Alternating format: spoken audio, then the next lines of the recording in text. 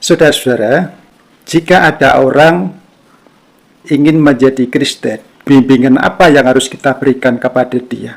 Jangan sampai kita keliru dalam memberikan bimbingan atau penuntunan dia kepada kekristenan. Kekristenan itu bukan masalah agama, ya. Sehingga kita jangan membimbing orang hanya silahkan masuk agama Kristen. Tidak benar itu, ya. Pembimbingan untuk masuk agama Kristen itu misalnya, oh kamu harus dibaptis, kamu harus ke gereja, kamu harus memberi persembahan. Nah itu hanya agama Kristen, ya.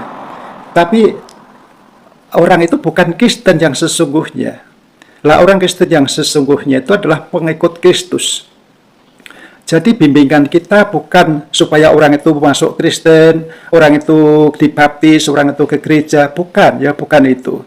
Tetapi orang itu harus menerima Yesus, harus percaya Yesus, begitu.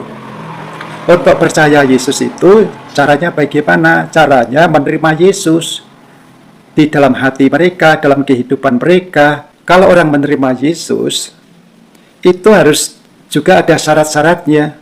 Syaratnya apa? Syaratnya mengakui dosa-dosanya, kemudian minta ampun, dan kemudian yang kedua, percaya bahwa Yesus disalibkan untuk menghapus dosa-dosanya, untuk menggantikan hukuman yang mestinya harus dia terima karena dosa terus dihukum Allah, tapi sudah dialihkan kepada Yesus dengan cara dia disalib itu harus diakui. Kalau tidak diakui ya tidak ada gunanya, ya. Harus diakui. Pertama mengaku dosa dan mohon ampun, kedua mengakui bahwa Yesus disalibkan untuk menggantikan hukuman dia atas dosanya, dan yang ketiga adalah menerima Yesus di dalam hati atau dalam kehidupannya. Dengan berkata, Yesus, aku membuka hati, masuklah dalam hatiku, dalam kehidupanku, menjadi Tuhan dan Juru Selamatku. Begitu, ya. Ketika orang itu sungguh-sungguh membuka hati, siap menerima Yesus, Tuhan akan melihat. Kalau Tuhan menilai bahwa orang itu sungguh-sungguh, maka Tuhan akan masuk ke dalam hatinya. Dan yang masuk itu disebut Roh Kudus. Ya, Roh Kudus ada dalam hatinya.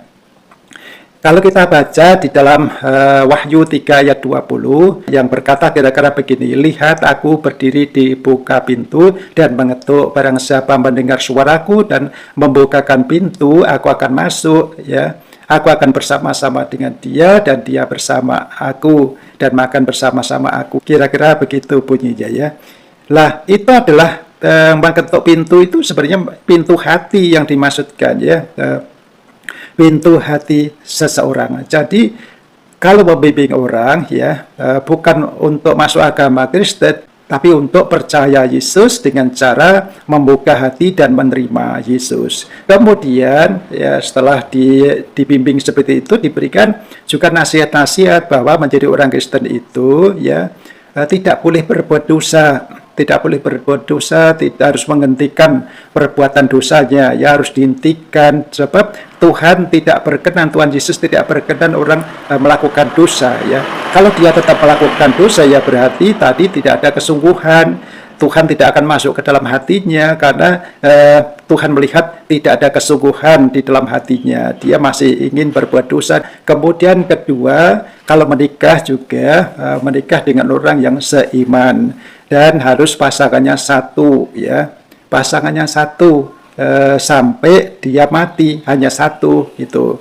Ya, suami boleh menikah lagi kalau istrinya sudah meninggal dunia. Tapi kalau istrinya masih hidup terus dicerai, tidak boleh bercerai, ya.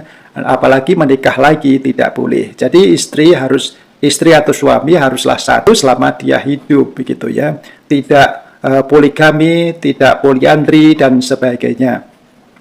Itulah bimbingan yang kita berikan kepada orang yang mau percaya Yesus. Saya memprediksi bahwa tahun ini dan tahun-tahun berikutnya banyak orang yang akan percaya Yesus, ya. Kenapa mereka percaya Yesus? Kenapa mereka meninggalkan agamanya dan mengikut Yesus, ya? Ya, banyak alasan. Bisa karena kejenuhan di dalam beragama, ya.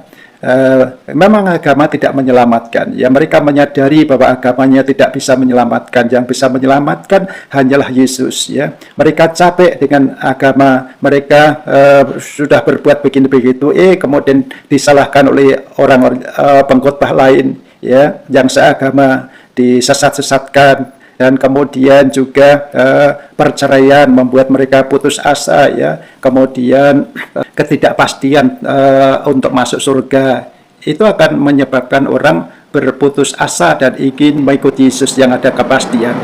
Sebagai contoh kepastian masuk surga, kalau di dalam kekristenan itu barang siapa mengikut Yesus ya tetap akan selamat, itu karena Yesus pemilik surga dan salah satu yang ditentukan hanyalah percaya Yesus, menerima Yesus. Apapun agamanya, kalau percaya Yesus pasti masuk surga. Ya, itu aturan di dalam kekristenan. Tetapi dalam beragama ya masuk surga itu karena membunuh binatang ini atau menghormati ibunya dan pokoknya nggak ada kepastian ya, nggak ada ketentuan ya di dalam keselamatan atau masuk surga itu. Sehingga berpikir daripada saya tidak ada kepastian atau capek-capek berbuat ini itu, lebih baik saya masuk Kristen begitu ya. Lah, orang yang berkata lebih baik masuk Kristen, inilah yang perlu dibimbing, inilah yang perlu dituntun. Jadi jangan mengedepankan, wah kamu harus dibaptis, kamu harus ke gereja, bukan itu ya.